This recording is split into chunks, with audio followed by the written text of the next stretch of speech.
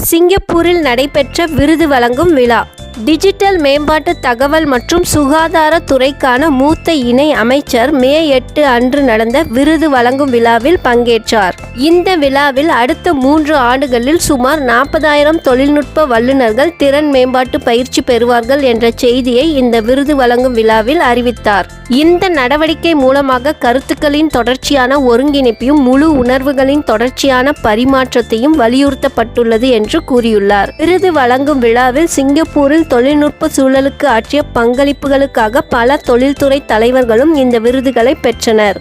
தக்க சூழல் அமைப்பின் வளர்ச்சியை ஊக்குவிப்பதற்காகவும் செயற்கை நுண்ணறிவு தொழில்நுட்பத்தை மேலும் செம்மைப்படுத்துவதற்காகவும் அவர் ஆற்றிய பங்களிப்பிற்காக தேசிய ஆராய்ச்சி அறக்கட்டளையின் தலைவர் வாங் விருது பெற்றவர்களில் ஒருவராக தேர்ந்தெடுக்கப்பட்டுள்ளார். தேசிய செயற்கை நுண்ணறிவு மேம்பாட்டு திட்டத்தின் மூலமாக தகவல் தொடர்பு ஊடக மேம்பாட்டு ஆணையத்தால் தொடங்கப்பட்ட இந்த தொடர் நடவடிக்கைகள் அவர்கள் செயற்கை நுண்ணறிவு தொடர்பான திறன்களை பெறுவதற்கு உதவும் எனவும் கூறப்பட்டுள்ளது. இது போன்ற சிங்கப்பூர் பற்றிய தகவல்களுக்கு நமது SG தமிழன் இணைய பக்கத்தில் தொடர்ந்து இணைந்திருங்கள்.